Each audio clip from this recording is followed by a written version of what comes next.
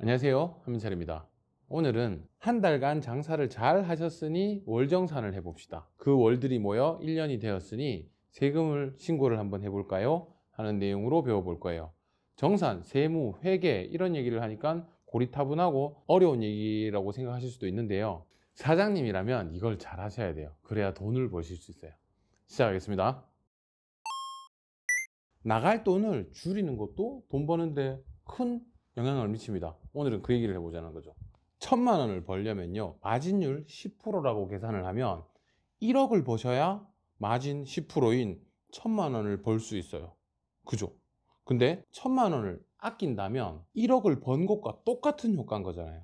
세금을 적게 내시고 비용을 아끼셔서 돈을 챙기면 그 10배의 매출을 낸 것과 동일한 효과를 내는 거기 때문에 잘 아끼는 게 어떻게 보면 돈을 더 잘 버는 방법이기도 합니다. 제가 아주 잘 못하고 있는 거기도 하죠. 이거 좀 잘 알고 계셔야 돼요. 상품을 인터넷에 판매를 하실 때요, 이걸 5,000원에 샀으니 10,000원에 팔면 되겠지, 그러면 5,000원 남는구나, 이렇게 계산하는 방식이 아닙니다. 원가 산출하는 방법을 반드시 알고 계셔야 돼요. 첫 번째로 얼마에 팔 건지가 정해지고 난 후에 마진을 계산하시는 게 맞아요. 반대로 마진을 계산하시고 판매가를 정하시는 것도 방법이고요. 보통 사람들은 5,000원에 가져왔으니 10,000원에 팔자, 이렇게 계산을 많이 하시는데 저는 역산해 보시기를 주로 권하는 편입니다. 원가 산출을 같이 한번 해볼게요. 물건을 실제로 인터넷에 얼마에 팔 거라고 정해지잖아요. 거기에다가 처음에 내가 그 물건을 사온 매입가를 집어넣어 보시고요. 수수료, 여기 쇼핑몰은 10%가 수수료로 떼이니까 10%, 그리고 광고, 이 물건이 한번 팔릴 때까지 내가 만약에 CPC 광고를 하고 있었다고 친다면 이 물건이 한번 팔릴 때 몇 번의 클릭이 있었을까를 계산해 보셔야 돼요. 그리고 택배비 쓰셔야 되잖아요. 택배비 쓰시고요. 그리고 뽁뽁이, 박스, 뭐 어떤 부자재들을 통해서 포장을 하게 되잖아요. 포장비도 집어넣으셔야 돼요. 그렇게 싹 집어넣고 돈을 다 빼고 나면 순수하게 마진이 보이게 됩니다. 예를 한번 들어봐 드릴게요. 숫자를 잘 따라와 주세요. 10,000원의 물건을 팔고자 합니다. 우리나라는 무조건 부가세를 붙여야 되니까 11,000원에 붙일게요. 물건이 아닌 것들은 면세가 있긴 하지만 물건이라면 다 부가세 붙이셔야 돼요. 부가세를 붙여서 11,000원에 팔고요. 매입을 5,500원에 했어요. 수수료는 여기 쇼핑몰은 500원 뺄게요. 광고비는요, 이 제품은 한 번 클릭하는데 500원 정도가 나가더라, 그러니 2번 정도 클릭당하고 이 물건이 팔려 나간다, 예측 금액을 작성해서 넣는 거예요. 그리고 택배비가 보통 주로 2,500원이 표준이기도 하죠. 그 다음에 포장, 박스, 포장재, 테이프 이런 것들, 아니면 전단지 다 포장비에 들어가요. 포장비를 녹여 넣으셔요. 여기서 줄일 수 있는 건 택배비 정도를 줄일 수 있겠네요. 그렇게 다 줄이고 나면 원가가 9,800원 정도가 듭니다. 다시 말해 11,000원에서 9,800원을 빼고 나면 1,200원이 남는 장사라는 거죠. 마진이 대략 10% 정도가 보이네요. 애게 할 수 있습니다. 근데 온라인은요, 마진 10에서 15%가 통상적이고 표준의 마진율을 10에서 15%를 많이들 봅니다. 물론 30%, 40%도 있을 수 있어요. 저희는 아주 기본적인 얘기를 좀 드려보자는 거거든요. 이 중에 만약에 택배비를 좀 더 싸게 할 수 있다라든가, 아니면 이 택배비를 고객에게 받는다라든가, 다양한 방법을 통해서 원가를 낮춰서 마진율을 높일 수도 있습니다. 이게 따지고 보면요, 제로 게임인데요. 그냥 이렇게 생각하시면 돼요. 한 달에 매출 얼마 내시고 싶으세요? 한 달에 물건 몇 개 파시고 싶으세요? 또 묻습니다, 반대로. 저희는 한 달에 물건을 몇 개를 팔아야 점포가 운영이 될까요?를 여쭈시는 분들이 많은데, 양쪽을 그냥 다 계산해 보시면 돼요. 첫 번째 거 먼저 볼게요. 우리 제품은 인터넷에 팔면 10%가 남는다라고 가정을 하고, 왜냐하면 그 전에 마진율 계산을 간단하게 해봤으니까, 여러분들이 가진 이 제품을 가지고 마진율 계산을 일단 먼저 해봐요. 그러면 마진이 약 10%가 나오는구나 하는 걸 확인했어요. 그리고 나서 이걸 생각해 보시는 거예요. 제가 한 달에요, 월세 내고요, 뭐 인건비 쓰고요, 전기세 내고, 수도세 내고, 인터넷비 내고, 뭐 왔다 갔다 기름 좀 쓰고 밥 사 먹고 하는 모든 비용들을 다 적으셔서 한 달에 도대체 내가 얼마나 드나 하고 한번 적어보는 거예요.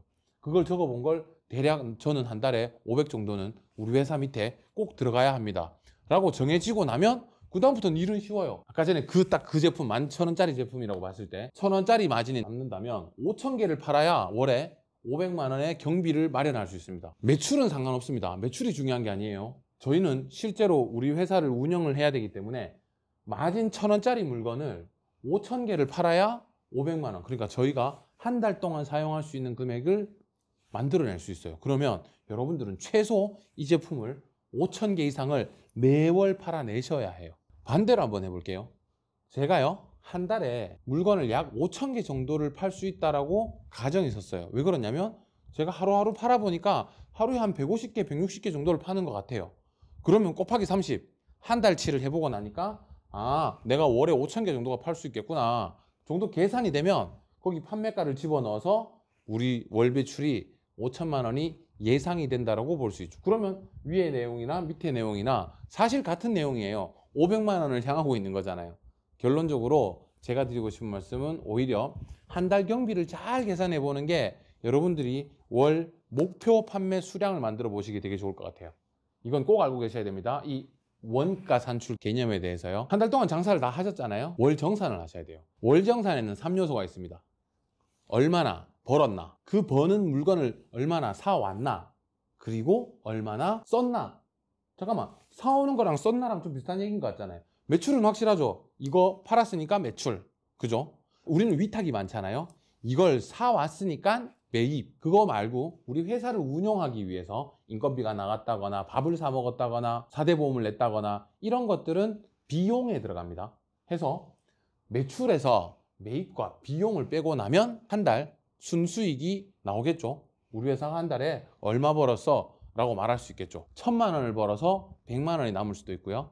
1,000만 원을 벌어서 500만 원이 남을 수도 있어요. 남는 게 중요한 얘기인 거죠. 매출에서 매입과 비용을 뺀다. 이것만 계산하시면 돼요. 그러면 월 한 달간 얼마나 팔렸는지 직접적으로 숫자를 알아야 되는데 저희는 스마트 스토어에도 팔고 자사몰에도 팔고 11번가에도 팔고 이러고 있으니까 그 자료를 한번 취합을 하긴 하셔야 되겠죠. 모든 관련된 관리자 화면에 가시면 엑셀을 다운받을 수 있는 곳이 있습니다. 저희 자사몰인데요. 엑셀 다운받을 수 있는 곳이 있어요. 한 달치 거래를 다운을 받습니다. 스마트 스토어네요. 여기 엑셀 있네요. 엑셀로 한 달치 거래를 다운받습니다. 저희가 사용하는 모든 쇼핑몰의 거래를 엑셀로 다 각각 다운받아서 한 군데서 모으셔야 돼요. 그리고 나서 정산이 시작이 되는 겁니다.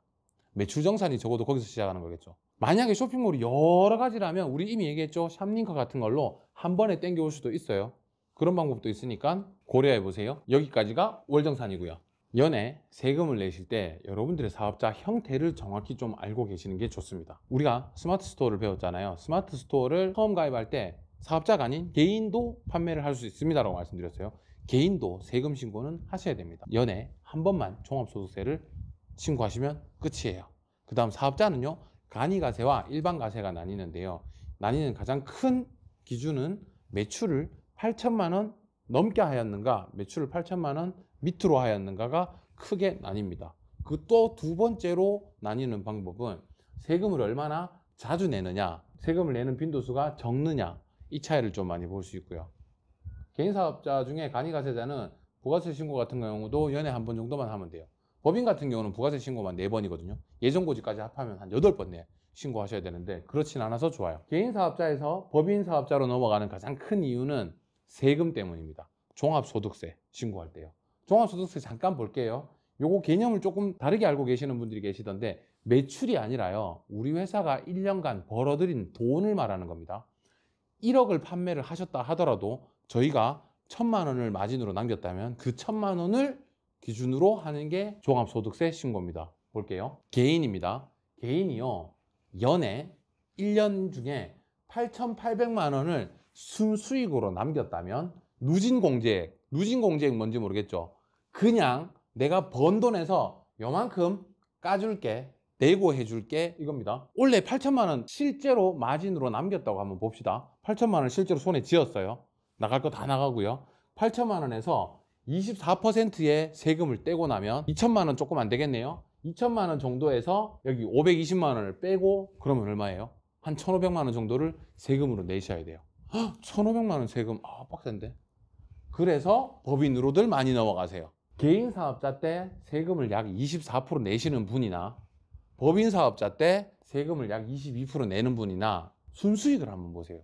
개인은요 1억을 벌지 못해도 세금을 거의 24%를 내셔야 되는데 법인은 200억을 초과해서 매출을 내셔도 세금은 22%밖에 안 됩니다.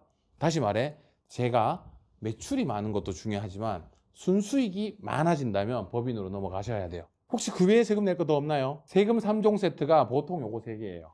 부가세 신고, 종합소득세 신고하면 땡 끝난다고 생각하는데 하나 더 있습니다. 직원이 없다면요, 상관없는 얘기이기도 한데요, 알바를 쓸 수도 있고요, 아니면 직원 한 명을 채용해서 쓸 수도 있잖아요.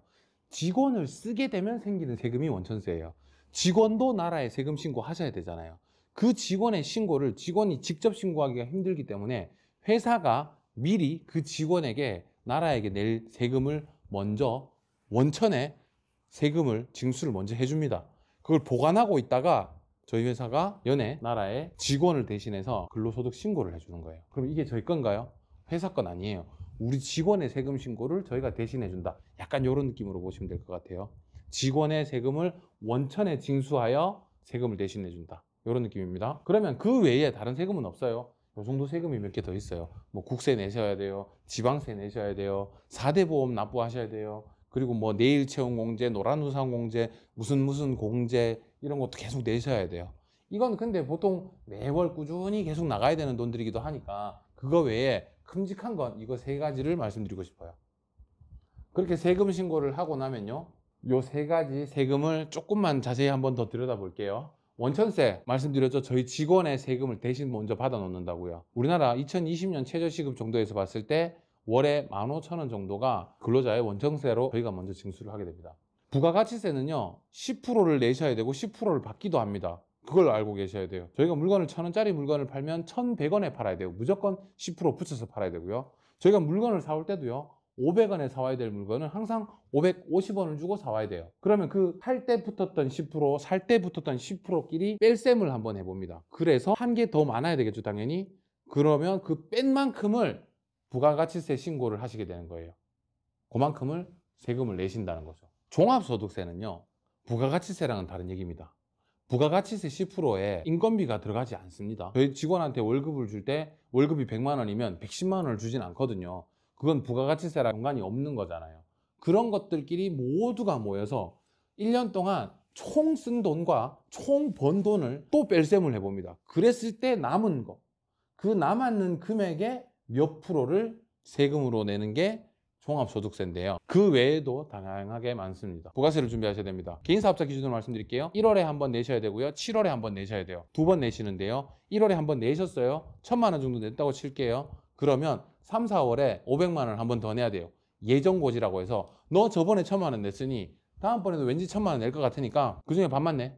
해가지고 500만 원 한 번 더 내요. 그러니까 1월에 1,000만 원, 3, 4월에 또 500만 원, 그리고 또 7월에 가서 먼저 예정고지 한 돈을 제한 금액만큼을 부가세 신고를 하게 됩니다. 그러니까 부가세를 계속 대비를 좀 하셔야 돼요. 갑자기 큼직큼직한 돈이 중간중간에 날아갈 수 있거든요. 부가세 계산하는 법은 되게 간단한데요. 총 매출에서 총 매입을 빼버리면 나옵니다. 간단하죠. 여기서 매출 얘기를 안 할 수가 없는데요. 매출은 세금 계산서 매출, 현금 영수증 매출, 카드 매출, 그 외의 매출로 따집니다. 그 외 매출 되게 다양해요. 휴대폰 결제 애매하죠. 이런 것들이 기타 매출이라고 하는데요. 그 4가지의 매출이 모여서 전체 매출이 되고요. 매입도 반대로 똑같겠죠. 2개를 빼보면요, 이번 분기 때 저희 매출이 이 정도가 나왔습니다 라고 하잖아요. 여기에서 10%를 뺀 금액이 요 금액을 나라님께 부가세로 내셔야 돼요.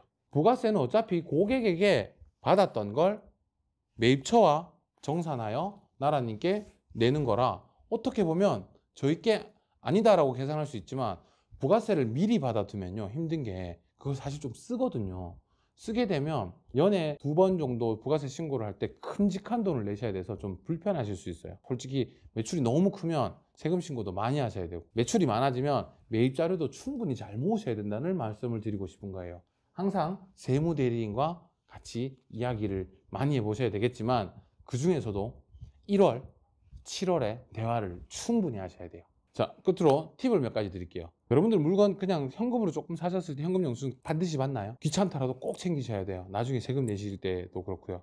만약에 여러분들 어머니께서 우리 직원들을 간식을 주기 위해서 어머니께서 현금으로 물건을 사오셨다면 우리 회사 직원들의 복지를 위해서 사오신 거잖아요. 그러면 우리 회사 어머니도 물건을 사셨을 때 저희 사업자 번호로 지출 증빙을 하셨어야 돼요. 아, 좀 귀찮지 않아요? 귀찮더라도 꼭 그렇게 하세요. 여러분들의 세금 주머니가 지켜집니다. 짧게 한번 쭉 훑어드릴게요. 경유차를 넣으면요, 트럭 또는 9인승 초과되는 승합차 이런 것들 10% 부가세 환급 기준이 됩니다. 다시 말해 기름 5만 원치 넣어주세요 하면 실제로는 거의 한 4만 5천 원에 넣은 것과 다름없습니다. 리스나 렌트하고 싶은 생각이 있으시죠? 하지 마시라고 말씀드릴게요. 계산기를 아무리 두드려 봐도 리스나 렌트가 더 비쌉니다. 그럼에도 불구하고 괜찮다라고 많은 광고들이 있는데요. 현혹되지 마세요. 여러분들이 만약에 종합소득세를 몇 억씩 내야 하는 그런 상황이라면 그때 리스나 렌트를 하시는 거예요. 세금을 너무 많이 내니까. 그 세금을 줄이기 위해서 경비를 막 집어넣기 위해서 하는 건데요. 그거 아니라면요. 그냥 할부로 사시는 게 나아요. 현금 주고 사시는 게 낫고요. 자동차 구입하실 때 은행에서 대출도 많이 해주거든요. 알고 계셔야 돼요. 금융권에서 돈을 빌리실 때요. 할부금융이라는 말을 쓰는데 렌트나 리스를 상당히 금융권에선 싫어합니다. 신용카드로 물건을 매입하셔도 됩니다. 충분히 인정이 되는 부분이에요. 근데요, 우리같이 위탁으로 물건을 사고 파시는 분들은 이 물건을 인터넷에서 사서 또 다른 인터넷에 판매를 하시는 경우라면 저희는 물건을 인터넷에서 매입을 한 거잖아요. 이건 경비로 인정을 받아야 되는데 세무사에서 입장에서는 이 물건을 샀을 때 개인의 물품을 구매한 게 아니냐, 소명하여라 라고 계속해서 뭔가 요구사항이 많아져요. 그래서 이런 부분들을 가장 쉽게 떨치는 방법은 신용카드 안 쓰는 게 제일 좋아요. 돈 보내고요, 세금 계산서 받는 게 제일 좋아요. 그게 아니라면 신용카드 어쩔 수 없이 쓰셔야죠. 포인트도 받을 수 있고요, 자금 회전율도 높일 수 있고요. 좋은데 대신 신용카드를 매입으로 사신 경우라면 반드시 꼭 소명을 하셔서 그만큼 인정을 받으셔야 된다는 걸 알고 계셔야 돼요. 마지막, 인건비를 다 내고 가시는 사장님들, 고용노동부에 한 번만 전화를 해보셨으면 좋겠어요. 우리나라에 그런 지원들이 너무 많습니다. 보통 지역마다요, 테크노파크라고 해서 TP가 있어요. 그거 외에도 예전에는 중기청이라고 했죠. 중기청도 그런 지원 사업을 많이 하고요.